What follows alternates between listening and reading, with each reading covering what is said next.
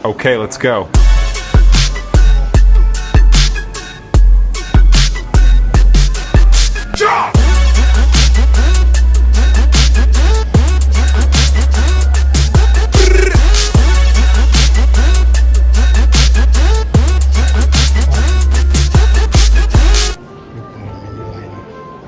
Saya ajak saudara, ayo sama-sama sebagai patriot bangsa. Tapi kalau kau tidak mau ikut saya tetap jalan terus. Karena saya bertekad Indonesia harus mampu mencapai kemerdekaan yang sejati. Kemudian swasembada energi harus. Nanti ada kelompok, apa bisa? Bisa. Kita sudah hitung, kita punya kelebihan-kelebihan luar biasa. Kenapa kelapa sawit bagi saya katakan itu miracle crop. It is a miracle crop. Ada kelompok nyinyir, kenapa kelapa sawit? Ya kan? Loh, Prabowo mau bikin kelapa sawit. Iya, untuk rakyat Indonesia. Karena kelapa sawit itu tidak hanya untuk minyak goreng. Saya ke dunia keliling-keliling, hampir semua pemimpin negara minta ke saya, kami mohon Indonesia tolong supply kelapa sawit, CPO. Saya ke Mesir, saya ke Pakistan, saya ke Rusia, saya ke Belarus, di mana-mana tolong kelapa sawit, tolong. Artinya is a very strategic commodity.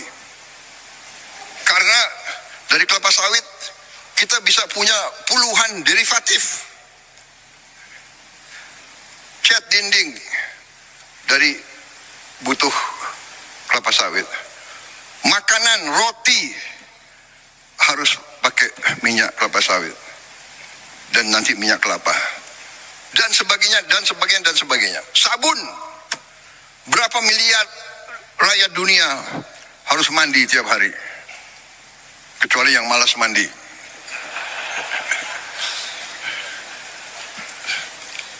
Kadang-kadang pasukan komando mandinya sekali 2 minggu itu. Kalau di hutan nggak boleh mandi, saudara.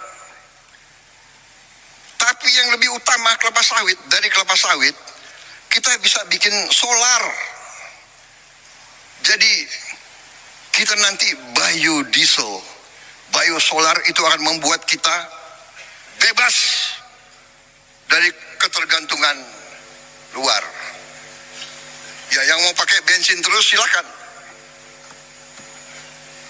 Ya orang kaya bayar aja, nggak apa-apa, harga dunia.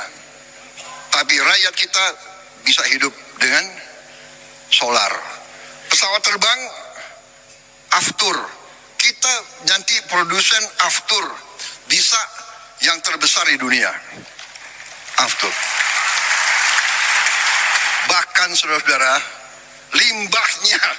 limbahnya kelapa sawit, jelantah itu bahan untuk Aftur. Sehingga, maaf, bangsa-bangsa lain, saya tutup, saya larang ekspor limbah kelapa sawit, ekspor jelantah. Harus untuk kepentingan rakyat Indonesia dulu, baru. Saudara-saudara, swasembada energi, swasembada pangan, baru kita harus merubah aliran uang yang dari desa ke kota, ke ibu kota dan ke luar negeri. Kita harus hentikan, membalikan. Antara lain dengan makan bergizi gratis. Anak-anak kita. Yo minasan konnichiwa, apa kabar semua? Assalamualaikum warahmatullahi wabarakatuh. Dan tidak lupa salam yeye WhatsApp untuk pacik-macik di negeri Waham seberang sana. Topik kali ini pembahasan yang menurut saya sangat menarik. Ini dalam konteks swasembada pangan dan energi. Dan khusus kita bahas ini masalah sawit. Ada pro dan kontra, tapi saya akan menjelaskan di sini. Silakan yang setuju, yang enggak masalah. Saya akan brutally honest, saya akan sangat jujur membahas ini. Kenapa? Karena saya adalah orang yang dekat sekali dengan hutan dan dengan perkebunan sawit, ya. Saya lahir di Provinsi Jambi. Kampung saya itu berbatasan dengan hutan dulunya, ya. Ini yang akan saya bahas di sini adalah sawit, ya. Begini, saya pernah dapat dulu komen di sini ngomong, "Bang, jangan sering ngomong kebun sawit lah, seperti promosi aja Bang itu." Saya ketawa aja, ya. Sebelum kita lanjutkan manfaat sawit ini dulu, sekarang dunia kemana-mana saja Pak Prabowo ini pergi, dunia butuh CPO, butuh minyak, dan hasil dari minyak sawit ini banyak sekali rupanya manfaatnya.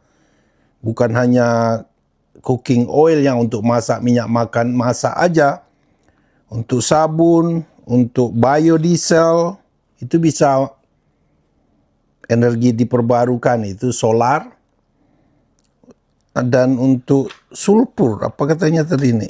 Ya, untuk bahan minyak pesawat. Luar biasa sekali.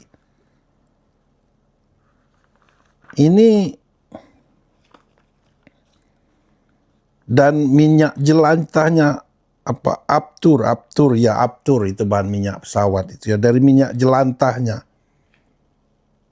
Dan katanya ada juga lagi itu bekas sampah tandan dari sawit itu bisa dibikin jaket anti peluru. Itu orang Indonesia udah bikin, penemuan dari orang Indonesia, ya. Dan ini sangat menarik. Nanti setelah ini saya taruh video Benik lah juga di sini. Bagaimana mungkin saya bahas saja ceritanya bagaimana orang luar negeri itu ya memainkan opini dalam hal perambahan hutan. Itu George Soros lah itu main ya, untuk menekan Indonesia. Dulu Uni Eropa kan begitu, sempat dilarang, ingat nggak? Produk sawit kita tuh dengan alasan perambahan hutan.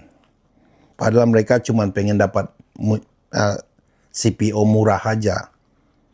Dan sama sampai ke Jepang ini mengembargo produk sawit kita itu. Jadi jarang sekali kita lihat minyak goreng dari minyak sawit. Mereka malah menggunakan minyak bunga matahari yang justru jauh lebih menghancurkan sebenarnya. Jadi begini saja, ada pro dan kontra. Ya, saya lihat itu narasi-narasi orang Papua, abang Papua. Oh, kami tidak mau hutan kami ditumbang, masa sawit mau dibikin. Ini begini ya, ini masalah pilihan. Saya brutally honest saja. Saya akan menceritakan kehidupan pribadi saya. Saya lahir di kampung Jambi, daerah Tebo yang itu berbatasan langsung dengan hutan. Waktu saya kecil, hutan kami itu dikelola oleh perusahaan Prancis. Ironisnya, orang kampung kami yang punya hutan itu mau ngambil pohon kayu satu batang untuk rumah aja ditangkap sama aparat. Bayangin. Kami yang punya hutan, kami cuma sebagai penonton. Nggak ada manfaat sama sekali, hutan kami diolah oleh perusahaan asing. Orang kampung saya itu paling hebat jadi tukang kocek. Tukang kocek tahu enggak? Tukang kupas batang balok gelondongan. Karyawan, karena perusahaan ini dulunya dari Riau, dia udah bawa karyawan mereka dari Riau. Jadi orang kampung kami yang punya hutan tuh kami cuma nonton. Rakyat kami miskin. Paling sekali-sekali mereka datanglah pakai alat berat bulldozer bikinkan jalan kami. Jalan kami itu tanah kuning, baru beberapa tahun belakangan inilah diaspal. Sementara kami punya kekayaan triliunan US dollars yang dikuras oleh perusahaan asing itu. Biar saya tahu gambaran. Mereka datang ke perusahaan itu pakai jet pribadi loh. Tahun-tahun 80-an. Pakai jet pribadi, bayangin. Demam kena flu sedikit mereka langsung terbang ke Singapura. Sementara kami orang kampung makan ya susah. Rumah reot-reot. Padahal pohon-pohon itu besar-besar 2 meter, diameternya 2 meteran, kami cuma bisa nonton. Setiap hari itu di klub orang-orang bule itu tinggal. Mereka punya kolam renang. Kadang-kadang mereka main ke Sungai Batanghari, main water ski, main ski air dengan jet-jet mereka. Saya nemanin ibu saya lagi nyuci di jamban-jamban, itu jamban dibikin khusus dari. Kita nyuci ke Sungai Batanghari, nyuci, kami mandi ke Batanghari, nontonin mereka menikmati hidup. Sementara mereka sibuk ketawa-ketawa lihat kami seperti melihat rombongan gorila. Ya biar tahu. Rombongan suku primitif yang kekayaan alamnya dikuras. Dan kami nggak bisa berbuat apa-apa. Paling yang kaya ya rombongan zaman Pak Harto dulu. Lah pejabat-pejabat kan. Itu pun mereka dikadalin juga. Karena kayu gelondongan itu dibawa ke daerah Tungkal langsung ke Singapura. Mana bisa mereka cek juga. Ya, nggak ada manfaat sedikit pun. Di saat hutan kami luas besar terjaga. Buat kami sebagai orang lokal, penduduk lokal, nggak ada manfaatnya. Itulah bikin rumah aja, untuk bikin rumah, ramuan rumah istilah orang kampung kami. Itu masuk ke sungai kecil-kecil. Batanghari itu kan sungai besarnya, ada sungai kecil-kecilnya itu.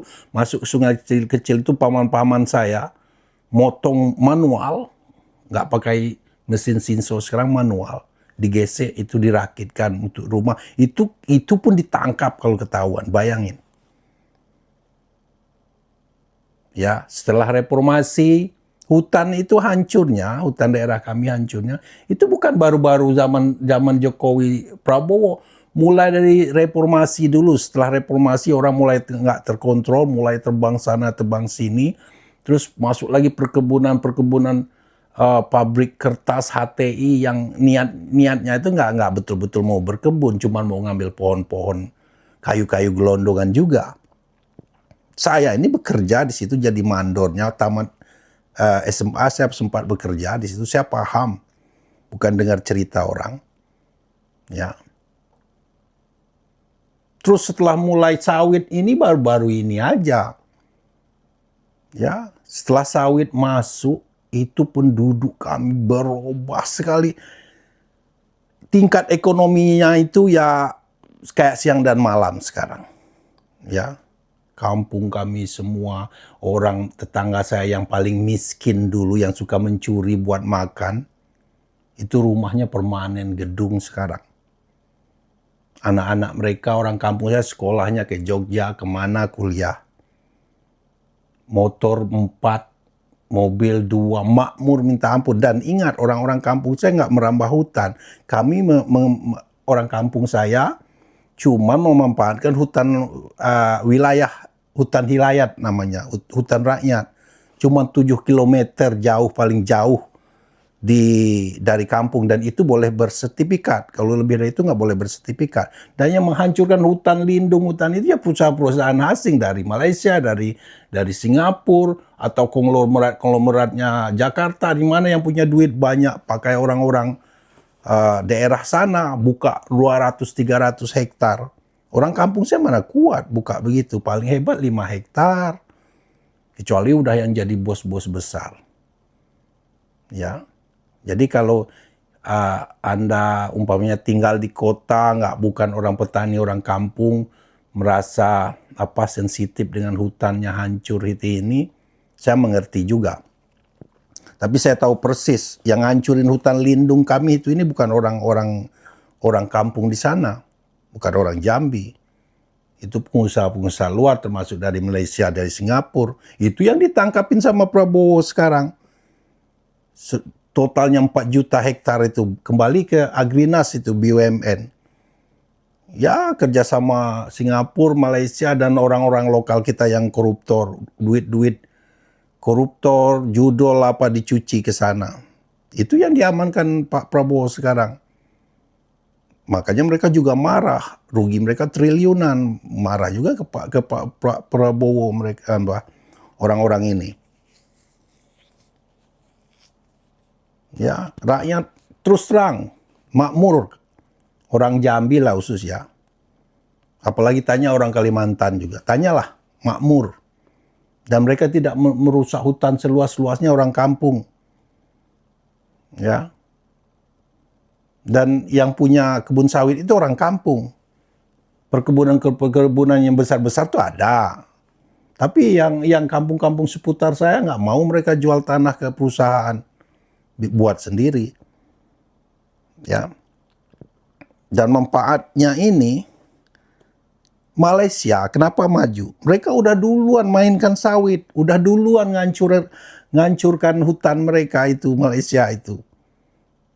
Malaysia itu bukan nggak usah sombong, semikonduktor itu ya baru ini. Dasar utama mereka itu CPO sawitnya. Baru-baru ini aja Indonesia ambil alih kan. Dulu harga semuanya Malaysia yang tentukan. Sekarang Indonesia produksi terbesar sawit. Padahal Malaysia itu kecil dari Indonesia. Kok dia bisa yang terbesar? Karena dia udah duluan, makanya dia makmur. Brutally honest aja ya. Saya kalau masalah sawit, mereka ya lebih dululah dari kita tahunya. Waktu banjir kemarin, kenapa Indonesia aja yang diisukan? Oh, hutan, penebangan hutan hancur, ke arah penambangan. Makanya kita banjir. Waktu banjir kemarin itu siklon ya. Itu yang banjir itu bukan Indonesia aja, Vietnam. Emang Vietnam ada sawit? Enggak. Banjir habis-habisan juga. Filipina banjir juga habis-habisan. Sri Lanka habis juga. Dan Maldives itu banjir habis-habisan. Di Maldives itu ya, hutannya hancur-hancuran. Itu kemarin waktu kita banjir di Aceh ada kayu gelondongan keluar. Itu di Maldives sama ada berita, cuman nggak ada beritanya. Sama kayu gelondongan ada. Kenapa nggak ada di berita di Maldives? Kenapa media-media mereka nggak sibuk seperti Indonesia protes tambang, protes sana sini? Ya, kok Indonesia aja? Karena banyak orang yang nggak ingin ngelihat Indonesia maju seperti sekarang. Banyak orang yang sakit hati, orang luar negeri dulu ngelihat rakyat Indonesia mulai pintar maju begitu sekarang. Emang kalian pikir Singapura itu senang Indonesia udah mulai stop gas, udah nggak mau lagi beli bensin, udah nggak mau lagi jadi sapi perah. Emang kalian pikir senang? Indonesia mau berdagang bebas aja Singapura marah. Apalagi Maldives. Kita udah nggak mau beli gas dia. Kita udah terlalu ketat di perbatasan sehingga mereka nggak bisa lagi nampung hasil-hasil timah sumber daya alam Indonesia. Kita tanggapi pengusaha-pengusaha liar mereka yang selama ini memanfaatkan tanah kita bikin kebun sawit, hasilnya bawa ke Malaysia, duit keuntungnya disimpan di negara mereka. Semua mereka marah sekarang. Melihat orang Indonesia makin pintar, makin makmur. Jadi ada kemakmuran itu ada juga yang harus kita korbankan. Jadi waktu saya melihat video-video bukan main lah. Wah, orang Papua, hutan kami bagus, tidak mau masuk. Waktu disarankan Pak Prabowo bikin kebun sawit. Nggak ingin dihancurkan oleh sawit. Nggak ada salahnya menurut saya asal kalian bikin hutan lindung khusus. Jaga hutan konservasi, jangan sempat kebablasan seperti di Sumatera ya, tempat saya, atau di Kalimantan, karena udah hancur dari dulu itu.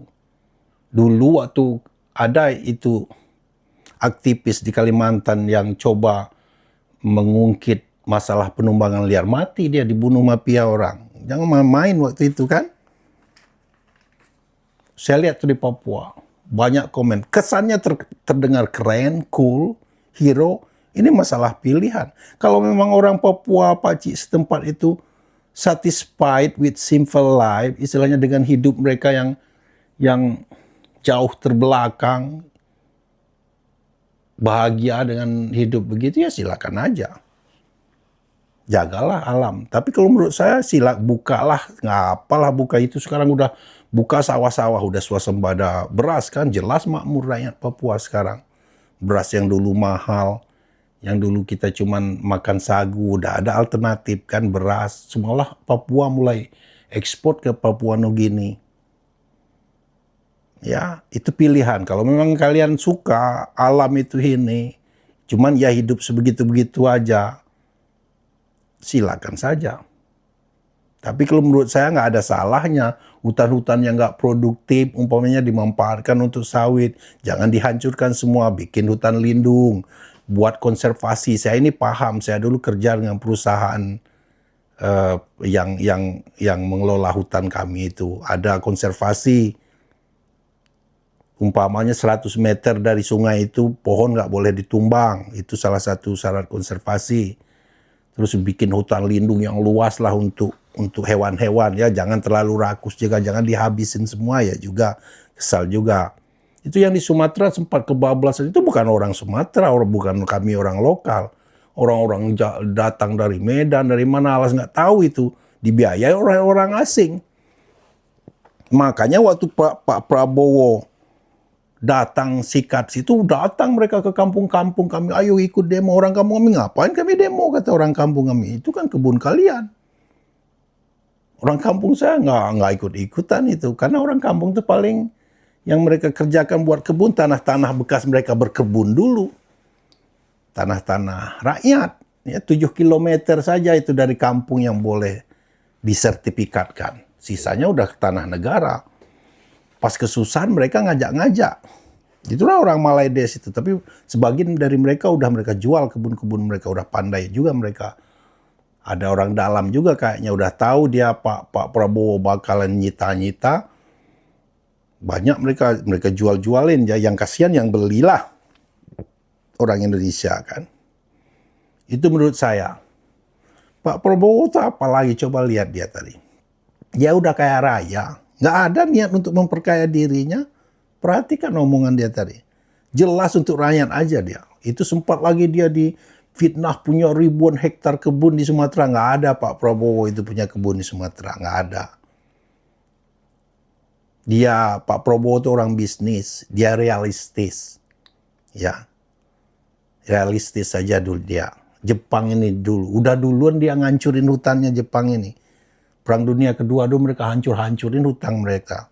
Eropa juga, Jerman sampai kini, Jerman jangan salah-salah, sampai kini nambang batu bara. Jadi tak usah terlalu naif lah menurut saya ya. Lihat aja kehidupan saya, bangga ngelihat orang-orang kampung saya punya mobil Pajero Sport. Ya, paman-paman saya rumah besar-besar, nggak ngutang, nggak kredit. Itu di rumah saya yang tanah saya 2 hektar, rumah saya sendiri. Ibu saya udah tua begitu, saya suruh jual kemarin pakai Pajero Sport, dia saya jual aja, cari yang matik, saya ngomong. Kelapa berserakan, nggak kemakan.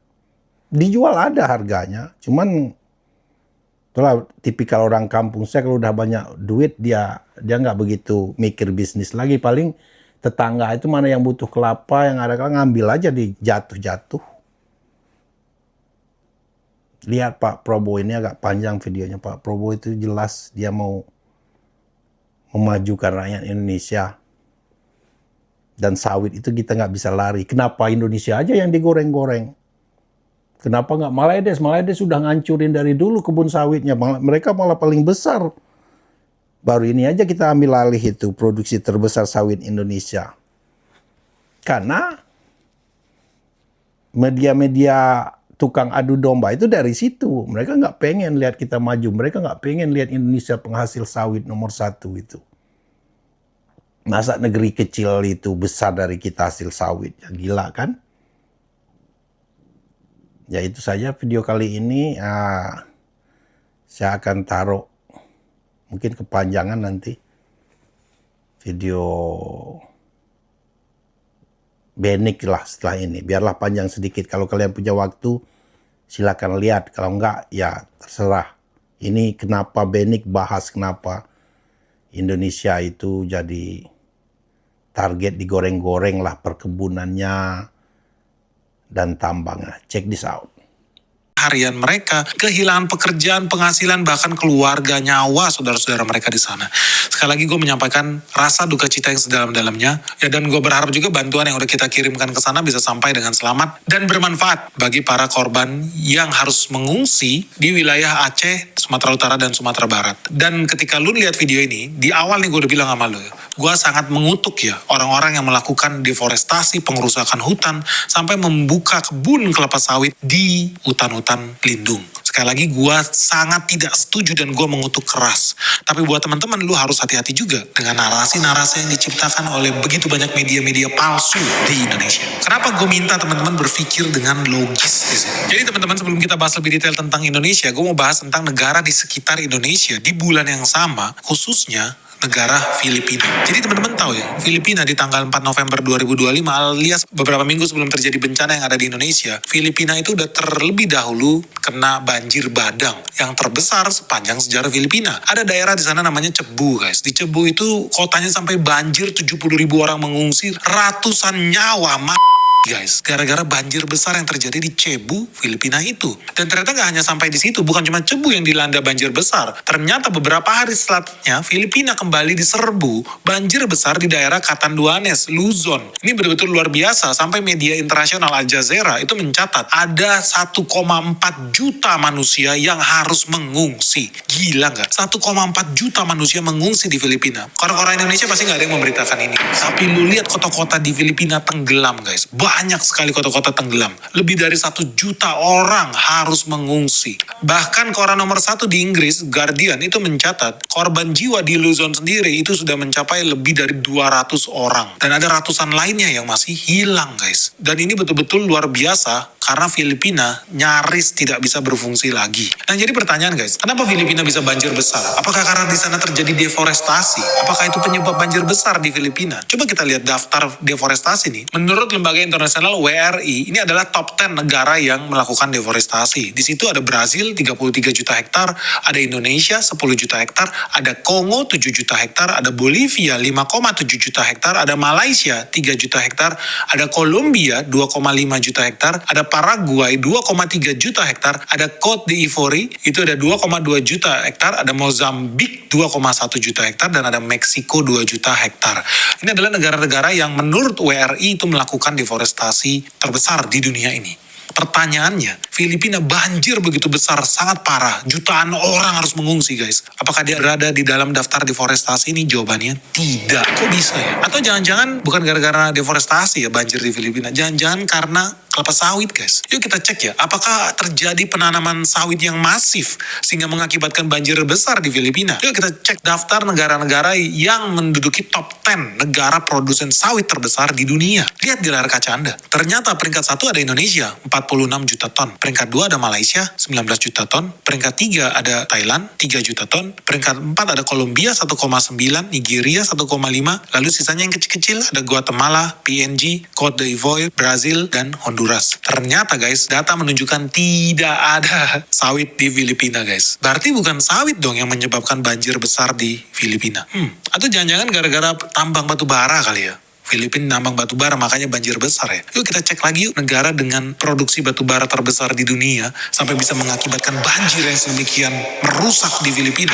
Coba kita lihat daftar negara-negara yang memproduksi batu bara di dunia ini ada siapa sih? Peringkat 1 ternyata ada Cina, 4,7 miliar ton. Peringkat 2 ada India, 1 miliar ton. Peringkat 3 ada Indonesia, 836 juta ton. Peringkat 4 Amerika, 465 juta ton.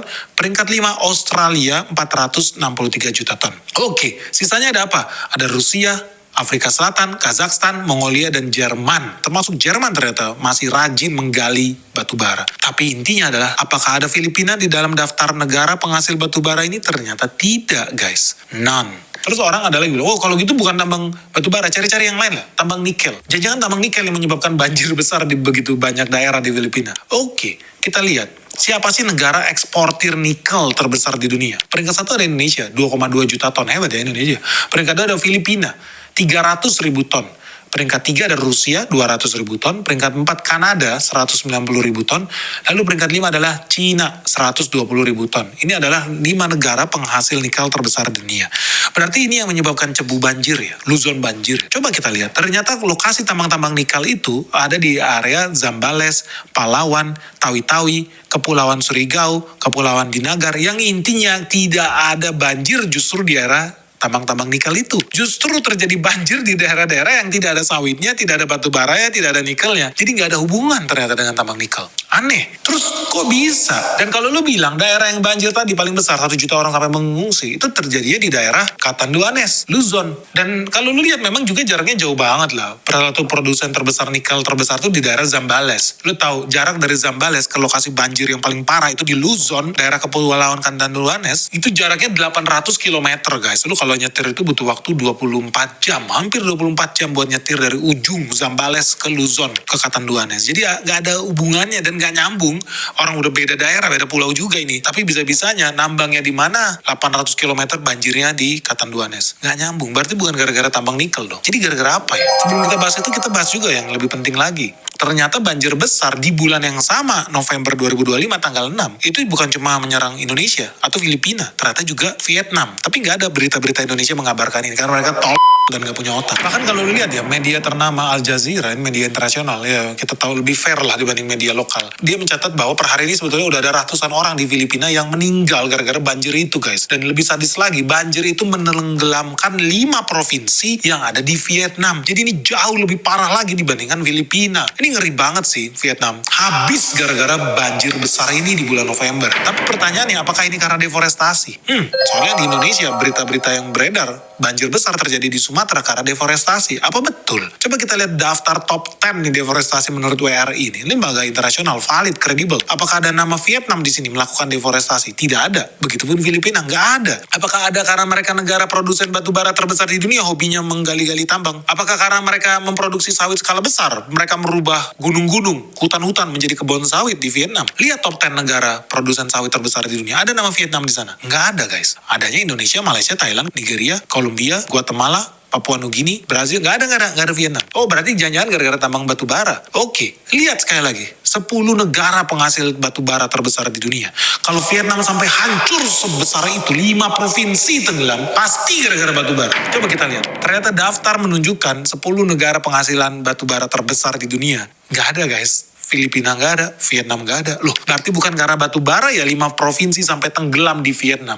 Berarti gara-gara tambang nikel nih. Buat orang-orang yang anti mobil EV ya, gak ada otak memang mereka itu. Tapi menurut mereka gara-gara tambang nikel. Kita lihat aja, negara-negara yang menghasilkan nikel. Ada gitu negara Vietnam? Nggak ada guys. Nggak ada. Indonesia ada, Rusia ada, Kanada ada, Vietnam ada. Nggak ada guys. Jadi apa penyebab Vietnam tenggelam? 5 provinsi sampai tenggelam, ratusan orang guys. Nanti gue bakal kasih tahu jawaban sebenarnya guys, supaya lu tidak tersesat. Ini penting, makanya lu jangan skip video ini. Karena sekarang gue mau bawa lu ke negara yang namanya Sri Lanka. Teman-teman tahu nggak, di tahun yang sama, di bulan yang sama, November 2025 terjadi banjir besar, terbesar sepanjang sejarah negara Sri Lanka. Dan ini luar biasa besar karena jutaan orang itu terdampak hidupnya. Korban jiwa pertama-tama menurut harian internasional The Guardian itu korbannya sekitar 200 orang. Nggak lama direvisi, ternyata korban jiwanya bertambah lagi menjadi 350 orang. Nggak lama, sekarang lagi direvisi lagi, diperkirakan lebih dari 1.000 orang yang menjadi korban jiwa di sana. Emang seberapa besar banjir yang terjadi di Sri Lanka? Nah teman-teman tahu nggak sih, wilayah banjir yang menyerang Sri Lanka itu bukan cuma terjadi di kota besar seperti Colombo, Sri Lanka. Ibu kota Sri Lanka iya banjir, tapi ternyata juga menyerang Gampaha, menyerang daerah Puttalam yang ada di barat laut Sri Lanka, menyerang daerah Mannar di daerah utara Sri Lanka, menyerang daerah Trincomalee Ampara yang ada di timur Sri Lanka, dan juga menimpa daerah Batticaloa yang ada di timurnya Sri Lanka. Artinya banyak daerah-daerah di Sri Lanka yang terkena dampak ini. Bahkan ada lebih dari 25 distrik di Sri Lanka yang tenggelam. termasuk kena longsor di dataran-dataran tinggi. Jadi banjir hebat ini memang terjadi di daerah-daerah dataran rendah, tetapi ternyata juga terjadi banjir dan longsor di pegunungan-pegunungan tinggi, bukit-bukit yang ada di Sri Lanka. Dan ini mengakibatkan jutaan orang terdampak hidupnya, banyak infrastruktur yang rusak, banyak warga yang mengungsi dan kehilangan akses ke jalan, termasuk kehilangan akses ke air bersih dan listrik. Nah, teman-teman dari situ lu bisa tahu ya bahwa ternyata negara Sri Lanka itu juga hampir punah dari planet bumi ini, bahkan karena banjirnya menyerang ke segala arah, ke penjuru mata angin. Mau di barat, timur, utara semua tenggelam deh. Kalau lu ada di Sri Lanka di bulan November, sedih. Pertanyaannya sih yang paling penting, apakah ini karena deforestasi? Ternyata menurut daftar deforestasi dunia yang dibikin WRI, nggak ada nama Sri Lanka di situ. Atau jangan-jangan karena batu bara ya? Atau jangan-jangan karena sawit ya? Ternyata nggak ada tuh Sri Lanka memproduksi sawit. Nggak ada juga, gue pernah lihat sawit terkenal dari Sri Lanka, nggak. Berarti gara-gara batu bara nih pasti. Coba kita lihat daftar negara yang memproduksi batu bara. Ada Sri Lanka nggak di situ? Nggak ada guys. Jerman sih ada, Rusia ada. Berarti bukan gara-gara tambang batu bara. Berarti mungkin gara-gara tambang nikel deh. Udah cari-cari kesalahan aja, namanya juga orang gila kan. Cari nggak 10 negara yang menghasilkan nikel di dunia? Nggak ada Sri Lanka guys. Nggak ada nikel dari Sri Lanka. Jadi gara-gara apa Sri Lanka tenggelam? Gara-gara apa seluruh daerah yang ada di Sri Lanka tenggelam? Nah sebelum kesana gue mau bawa lu ke sebuah negara lagi nih. Tetangga kita namanya negara Thailand. Ternyata di bulan yang sama, 28 November 2025, Thailand juga diserang. Banjir begitu besar. Ratusan orang meninggal. Dan lebih sadis lagi, sejarah mencatat, ini data menurut pemerintahan Thailand, banjir ini adalah yang paling parah di Thailand karena hujan yang datang itu adalah hujan paling deras sepanjang 300 tahun terakhir. Jadi sepanjang sejarah Thailand berdiri, ini adalah banjir yang paling ekstrim guys. Kenapa pemerintah bisa bilang begitu? Karena ternyata banjir yang terjadi di Thailand ini karena curah hujan 335 meter. Ini hanya terjadi sekali dalam 300 tahun guys. Ngeri gak? Lu mungkin gak kebayang ya 335 mm itu